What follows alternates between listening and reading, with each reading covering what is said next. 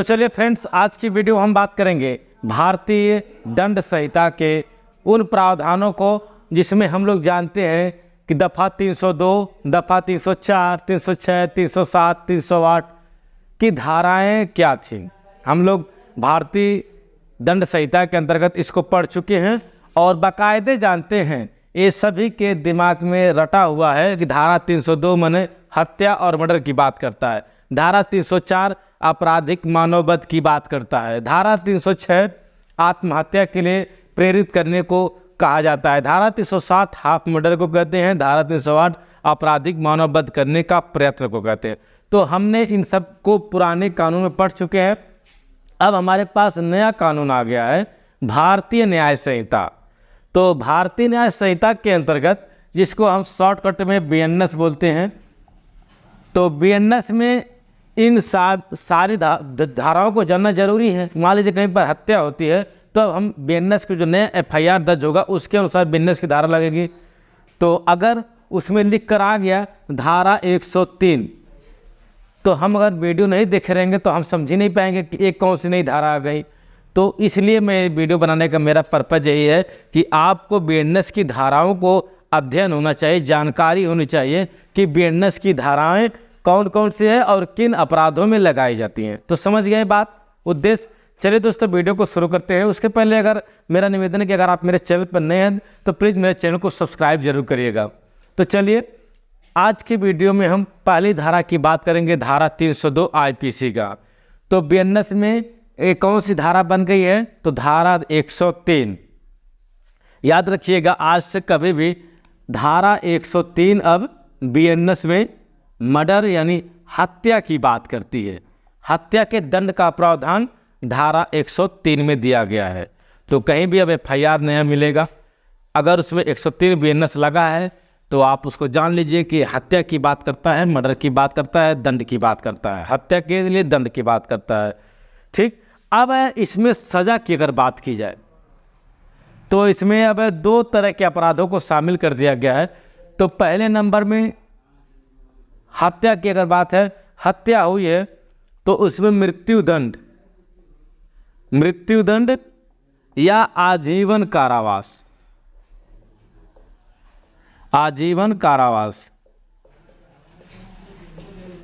अब मृत्युदंड किसमें दिया जाता है, ये BNS में धारा 4 से दिया गया है, तो वो अलग चैप्टर है। मृत्युदंड rare of the rarest case में दिया जाता है, जिसमें जघन्य अपराध होते हैं जो कि समाज के सबसे अभद्र, यही मान के चले कि सबसे संगीन, रेयर ऑफ द रेयरेस्ट मामलों में मृत्युदंड दिया जाता है। और आजीवन कारावास, तो अगर धारा 103 लिखा है तो हत्या के लिए दंड की बात करता है, जो कि मृत्युदंड या आजीवन कारावास से दंडनीय अपराध होते हैं। अगर इसकी बात की जाए, इसकी क्या जो भी धाराएं मैं लिखा हूँ उस सब में सेशन ट्रायल होता है, इसमें सेशन ट्रायल होता है। ये अपराध समझौता योग्य नहीं होते हैं और ये अजमानती होते हैं, ये संज्ञेय अपराध होते हैं। ठीक है। तो अब 103 में समझ लीजिए 302 को बात करता है, जो कि हत्या के लिए दंड की बात करता है। अब IPC की धारा 304, IPC की धारा 304 की बात करेंगे हम, जो कि बात करता है आपराधिक मानववध की। आपराधिक मानववध किस में बात करता है, धारा 304 की बात करता है। BNS में दोस्तों इसको धारा 105 के अंतर्गत रखा गया है। बात समझ में आई। IPC धारा 304, जहाँ पर 304 धारा पहले हमें मिलती थी आपराधिक मानववध के लिए, अब वो हो गई है धारा 105 BNS। यानी कि मान चलिए कि कोई किसी व्यक्ति का इरादा ना हो किसी को मारने का और उसके मारने से मृत्यु कारित हो जाती है, तब यह धारा 304 लगती है। इसका बड़ा इन दोनों में डिटेल अंतर होता है 302 304 में। तो किसी अन्य वीडियो में मैं इसके अंतर को समझाऊंगा कि कहाँ पर 304 लगेगी, कहाँ पर 302, या कहाँ पर धारा 103 BNS लगेगी और कहाँ पर धारा 105 BNS लगेगी। इन दोनों में काफ़ी बारीक अंतर होते हैं। तो इसको किसी अन्य वीडियो में मैं क्लियर कर दूंगा डाउट्स। फिलहाल आज की वीडियो में सिर्फ इतना समझिए आप कि 103 माने हत्या के लिए दंड और 304 मतलब BNS 105 आपराधिक मानव वध के लिए दंड। ठीक है, इसमें अगर बात की जाए सज़ा की बात करें हम, तो इसमें दोस्तों 5 साल तक की सज़ा हो सकती है, 5 साल तक की सज़ा हो सकती है, 10 साल तक की सज़ा हो सकती है, या आजीवन कारावास हो सकता है। बात समझ में आई? 5 साल, 10 साल या आजीवन कारावास तक के सज़ा इसमें हो सकती है, और साथ ही साथ इसमें जुर्माने का भी दंड का जुर्माना भी दिया जाएगा। धारा 105 आपराधिक मानव वध जो 5 साल, 10 साल आजीवन कारावास या जुर्माने से भी दंडित किया जाएगा। और यह भी सेशन ट्रायल होता है, यह अजमानती अपराध है, इसकी सुनवाई सिर्फ सेशन ट्रायल में ही होगी, और यह भी अपराध समझौता योग्य नहीं होते हैं। अब धारा 105 तक समझ में आया। अगली धारा की अगर बात करेंगे हम, धारा 306 IPC। धारा 306 IPC जो कि आत्महत्या के लिए प्रेरित करने जैसे अपराध को है, यह धारा 108 में BNS में दिया गया है। बात समझ आ रही है? कहीं पर धारा 306 IPC मिलता था तो हम लोग समझते थे कि फला व्यक्ति ने आत्महत्या के लिए इसको प्रेरित कर दिया, परेशान कर दिया, इतना टॉर्चर करता है कि वह व्यक्ति आत्महत्या कर ले, तो वहाँ पर 306 लगती थी। लेकिन अब इस नए कानून में BNS के अंतर्गत किसी व्यक्ति को अगर आप परेशान करते हैं, जिसे मानसिक या शारीरिक किसी भी तरह से अगर वह दुखी होकर आपकी वजह से आत्महत्या करता है, तब वहाँ पर धारा 108 लगेगी। अब धारा 108 अगर लग गई तो मान चलिए कि 10 वर्ष का कारावास हो सकता है। इसमें सज़ा 10 वर्ष तक की है, और साथ ही साथ जुर्माने का भी प्रावधान किया गया है। यह भी दोस्तों सेशन ट्रायल है, यह अजमानती अपराध होते हैं, संज्ञेय अपराध होते हैं, यह भी अपराध समझौता योग्य नहीं है। यहाँ तक बात समझ में आई? चलिए अब हम सेक्शन 10 की बात करेंगे। IPC का सेक्शन 307, IPC का सेक्शन 307 जो कि BNS में अब 109 में आ गया है।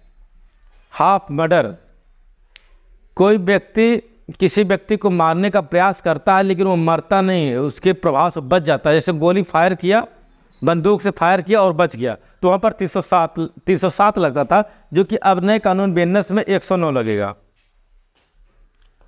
बात समझ आ गई? और जहाँ पर 109 लगी, ये मान के चलिए कि वह हाफ मर्डर की बात करता है, हाफ मर्डर की बात करता है। और जब हाफ मर्डर लगता है, धारा 109 BNS लगेगी, तो इसमें भी 10 वर्ष या आजीवन कारावास तक की सज़ा का प्रावधान है। 10 वर्ष या आजीवन कारावास तक के सज़ा का प्रावधान धारा 307 IPC में, और 109 BNS हाफ मर्डर की बात करता है। ठीक है, एक जहाँ पर 109 BNS मिलेगा, समझ लीजिए वो हाफ मर्डर की बात करता है, जो कि 10 वर्ष का कारावास से दंडित किया जा सकता है। यह भी सेशन ट्रायल है। चलिए अब आज की सबसे आखिरी धारा IPC 308 की बात करेंगे हम।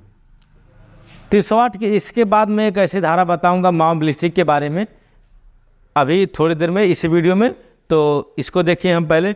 धारा 308 जो कि BNS में धारा 110 में है, आपराधिक मानव वध करने का प्रयत्न। किसी व्यक्ति का मारने का इरादा नहीं होता है, लेकिन वह मारता है लेकिन बच जाता है, तो वहाँ पर धारा 308 लगेगा, जो कि आपराधिक मानव वध IPC में है।